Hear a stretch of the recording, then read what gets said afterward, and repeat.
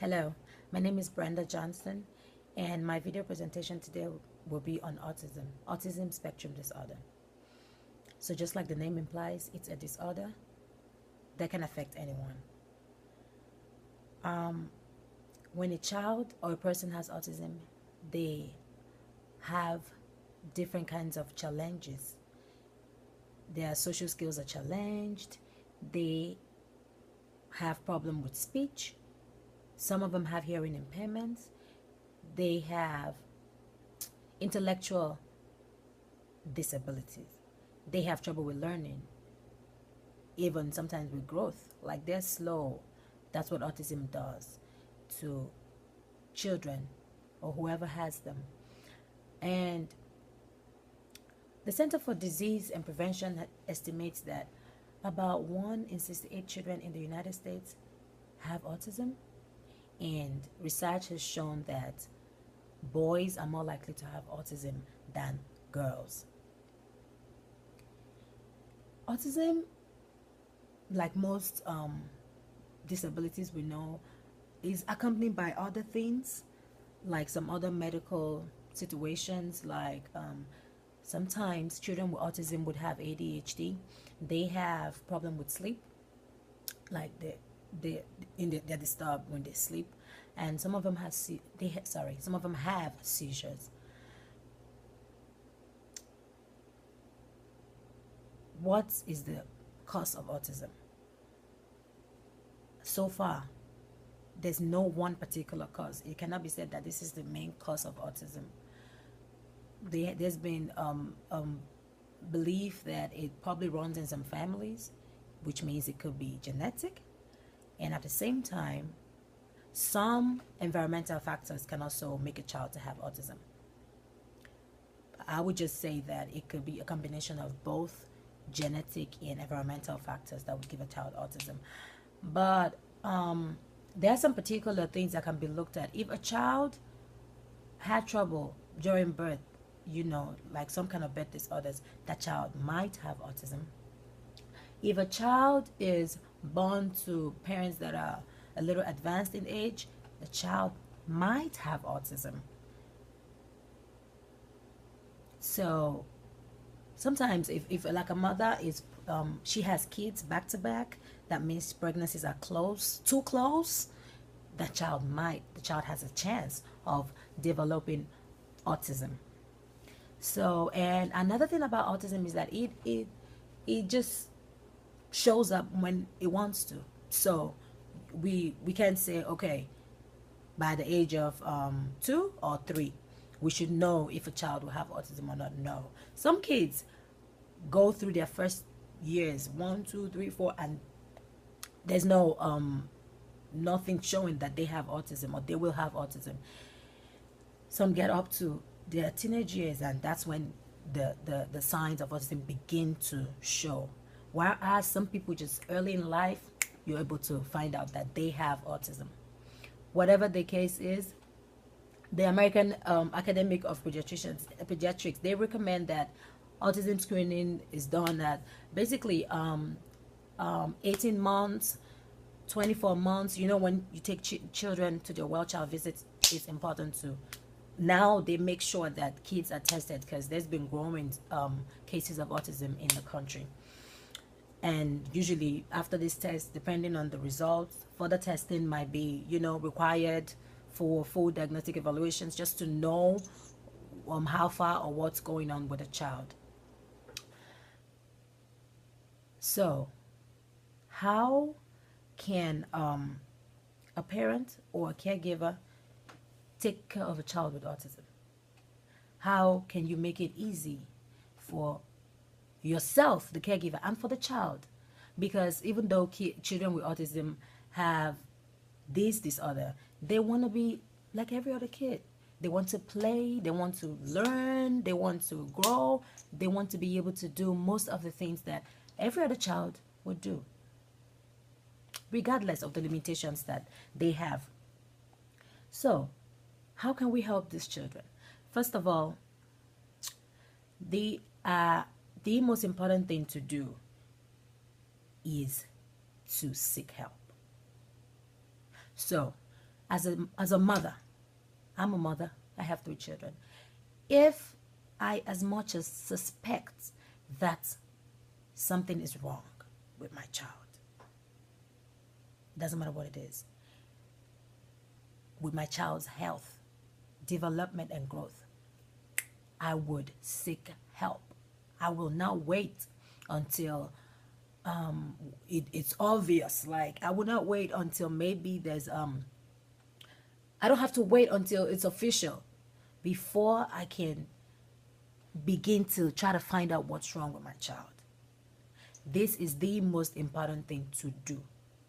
You don't have to say, oh, let's see, he might catch up. He will. There are some cases when we wait for kids to catch up. We know there's some milestones that are not the same, that kids don't attain at the same time. Some kids are able, just like walking. Some kids, as early as 7 months, they start walking. Yes, I work with kids, and there's this child that she was only 7 months and she started walking. That's amazing. Whereas some kids don't walk until they're 18 months. My son, my last baby, he's 2 now. He did not walk until he was 18 months. I was worried. But because he could stand and hold stuff and do other things, that was not a problem. The doctor would just tell me, even, like, kids are different. So I'm just trying to say that there's some milestones that, you can wait for them to catch up. This is not the case when it comes to issues with autism. If you suspect that your child might have autism, please, the most important thing to do, the first thing to do, is to go ahead and seek help and get tested as soon as possible, because we know that early intervention is key. When testing are done early, and these things are found out early, there is better chances of the treatment to have more effect. To have more effects, better positive results are attained when we, find out early enough. So that's like one of the first things that we should do. Another thing that a caregiver to a child with autism needs to do is to learn about autism. Yes, because if you don't know about autism, you are going to have a lot of trouble taking care of that child. Yes, you're going to get frustrated. The child will get frustrated. If you don't know why he or she is doing what he or she is doing, you would assume wrongly. And that's the problem. If you learn about autism, you would know that a child who is probably doing what you're asking him not to do doesn't even understand what you're saying. It is not his intent to be disobedient. It is not his intent to be mean. It is not his intention at all. So when you learn about autism, you know that autistic children do this, they do that, they do this, they do that. And then you will be able to help that child better. You are able to help that child do more things, to help him develop better and to acquire more skills that would help him to become a better person and to manage himself better.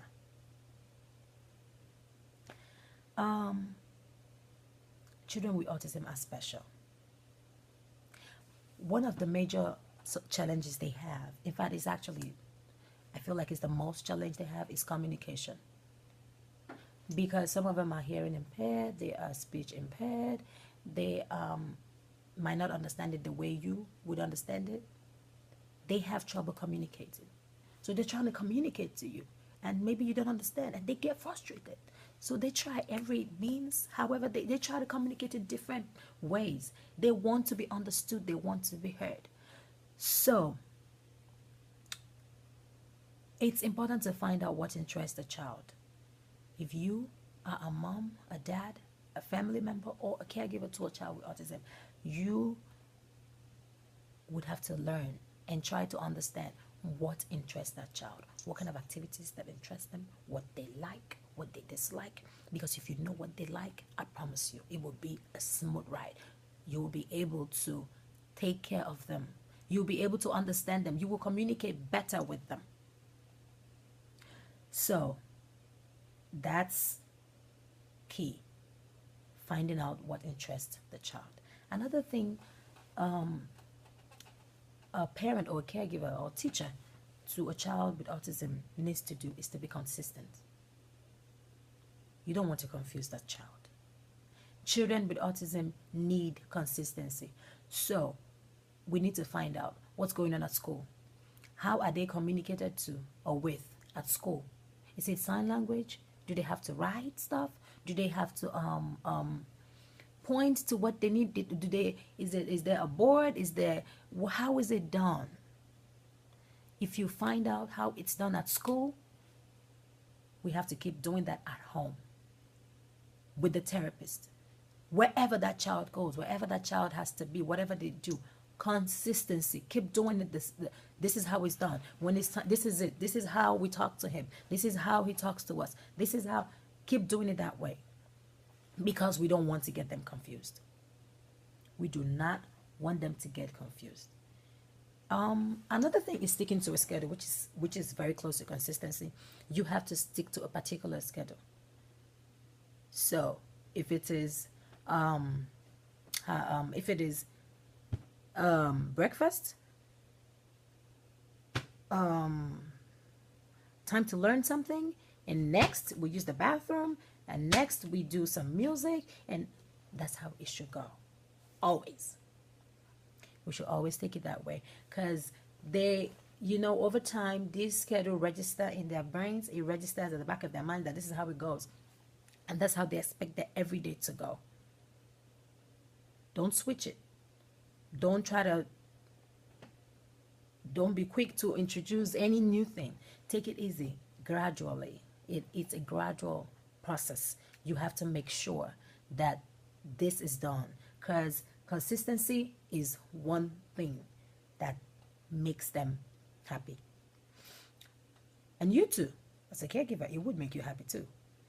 Another thing is to reward good behavior. That's another strategy that could be used to help children with autism. Reward good behavior. So be watching out to see when they're doing something good and reward them. It's simple. Just like any other person, you and I. If you do something good and you're rewarded for doing that thing good, what do? You want to do it again because you want to be rewarded. So whenever a child with autism that you're taking care of does something good, please reward them. When you reward them, it encourages them to do more. It makes them feel good. It makes them feel like somebody is appreciating them. It makes them understand that what they have done or what they're doing is good, and they keep doing that, especially when something that you ask them to do and they do it, or when you say do this, they do it this way and they do it that way. This is it. Reward them, and you're going to get more of that. I work with kids, like I said, and I have some of them that have they have tantrums that are out. But it's funny how this minute they have this tantrum and the next minute they are all calm. These kids are very sweet. I have worked with them for a while, so I have come to know them. And one thing I would say is, if a child that you take care of always has a tantrum or sometimes have a tantrum, find out the motivation behind it. There's always a motivation behind the tantrum. It's because you just want to get it going with you, like you have other kids to take care of or something like that. You have other things to do, so you're not paying attention. If you pay attention, you would know that there is always a motivation behind the tantrum. Find that motivation. Find the motivation, and that's it. It's taken care of. If I'm able to find out why this happens and take care of it, it's going to reduce. It will not happen as often as it used to. Children with autism, they want to play. They want to have fun. So, as a parent, as a caregiver, make time for fun. Like we said earlier, you find out what interests them. You find out what they will like, what they like to do, and try and make out time for them to have fun. Have fun with them. Make out time, because it helps them. It does. excuse me, it does help them. I would say that another thing is, as a caregiver to a child with autism, you need to be emotionally strong, because you know how kids are. I'm a teacher. The day I go to work with anger, like I'm upset or I have issues, I go into school emotionally. My kids, they know. I don't know how they know, but they feel it. They know that, oh, Miss Brenda's not, So everybody's trying to, and some of them would ask, what's wrong? Are you okay? And then if it depends on how I respond though, and sometimes you don't ask me, but it affects the way they behave all day. We don't have a good day. That's it. So I try to leave emotions before, as much as I can. I try. But I'm just trying to say that you should always be emotionally strong. That helps. That helps. And finally, children with autism need plenty of love. Plenty of love and care. They need support. It makes everybody feel better knowing that there's someone always there to help. There's always someone there who accepts you. They make mistakes, they make messes, but we smile and we clean up because they don't mean to. They really don't mean to. They really, really don't mean to. They can't help themselves sometimes. So help them, love them, care for them, assist them, give them a few challenges, challenge them a little bit, just a little bit, not beyond their capacity, just a little bit, and help them to be themselves, help them to harness the power within them. Because like I said earlier, I have some autistic kids, and these kids are intelligent. They are super smart. They do. It's like what they lack in some areas, they make up in some areas, and that's super, super interesting. So, as there's no cure for autism yet, but with treatments and love and the help that the child gets from the caregivers, they are able to acquire new skills. And these skills can help them overcome so many developmental challenges that they face. Thank you.